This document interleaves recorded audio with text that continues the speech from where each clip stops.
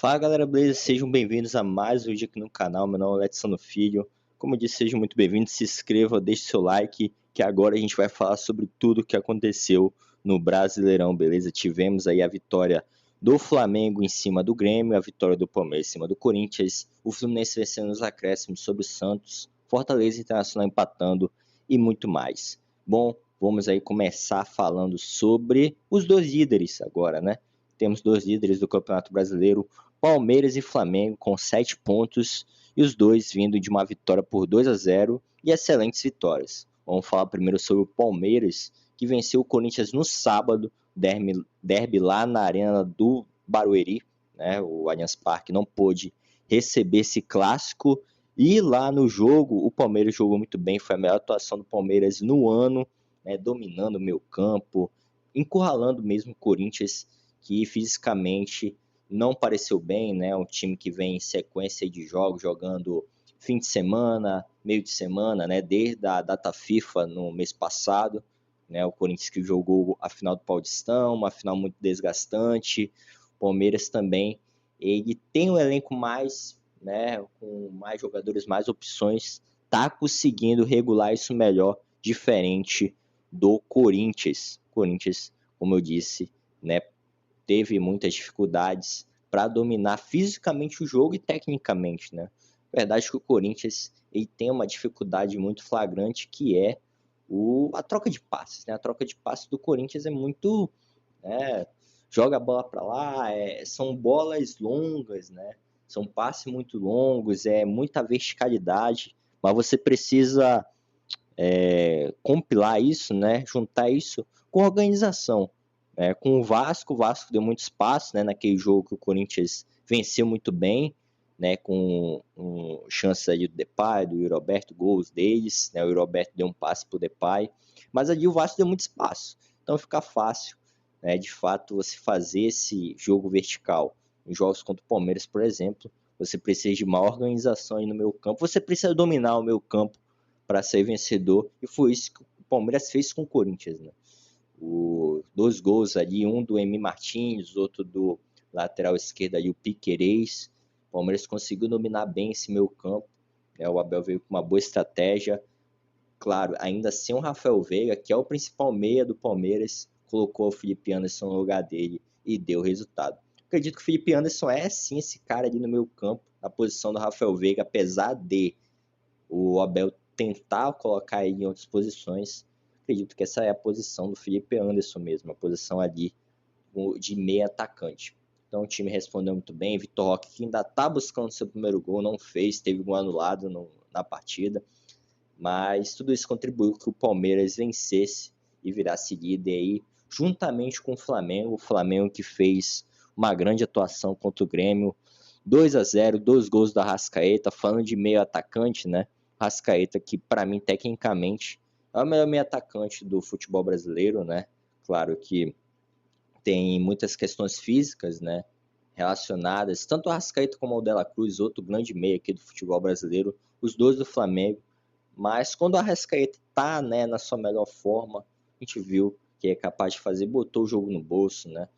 E o Flamengo, ele é o retrato disso. Um jogador bem, um jogador em seu melhor dia, ele consegue botar o outro time no bolso. O Bruno Henrique bem, quando o Bruno Henrique não tá bem, o Arrascaeta tá bem, o Gerson, Everton Cebolinha, esses caras, em um grande dia, eles conseguem arrasar um time, ainda mais com muito espaço, que foi o que o Grêmio deu ao Flamengo, né? Como eu disse em outros vídeos, em outras ocasiões, o Corinthians, ele pelo menos ganhou o Campeonato Paulista, né? Acho que já serve de consolação pro Corinthians isso, né? Pô, ganhei o Paulista em cima do Palmeiras. O Grêmio nem isso, né? O Grêmio perdeu pro Internacional, né? O Grêmio perdeu aí o Campeonato Gaúcho pro Internacional. Então o time tá muito pressionado, o técnico tá muito pressionado e tudo indica, né? Tantos anos de futebol brasileiro a gente acompanhando, que o técnico do Grêmio vai ser demitido em breve, né?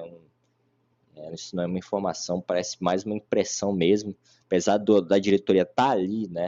O posicionamento da diretoria do Grêmio é de dar respaldo ao técnico do Grêmio, ao Quinteiros, mas pelo que tudo indica aí, com uma torcida indignada, os resultados não vindo, vai ser difícil segurar, ainda mais se o Grêmio se aproximar da zona de rebaixamento.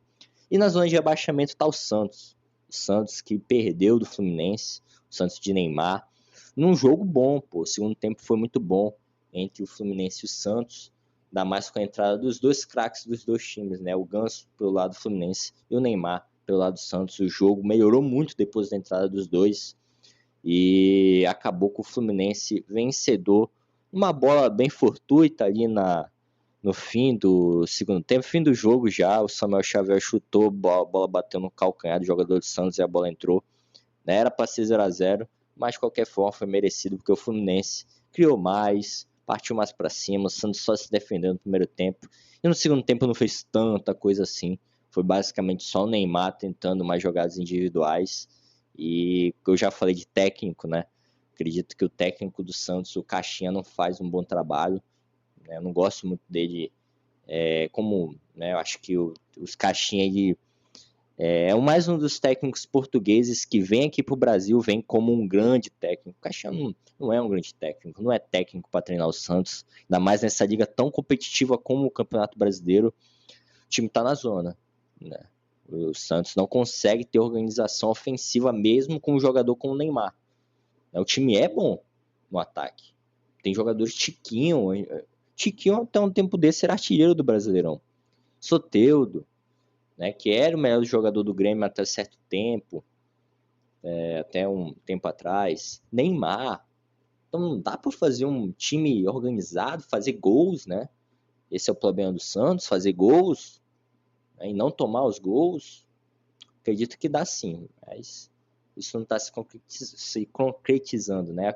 Imagina um ataque desse na mão do Renato Gaúcho, o estrago que ia fazer, né? O Renato Gaúcho, que conhece tão bem o Neymar, né? Tem uma boa relação.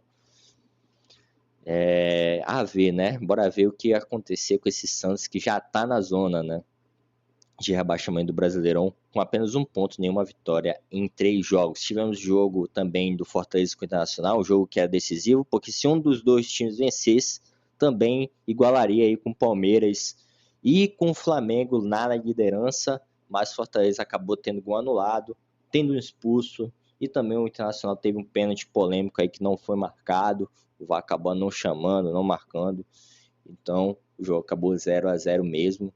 O Internacional que agora está com 5 pontos, 2 empates e 1 vitória. Então esses foram os principais jogos da rodada. Tivemos São Paulo e Cruzeiro também, 1-1 lá no Morumbi, resultado péssimo para as duas equipes. O Vasco voltando a vencer, 3-1 em cima do Sport. Tivemos a vitória do Juventude.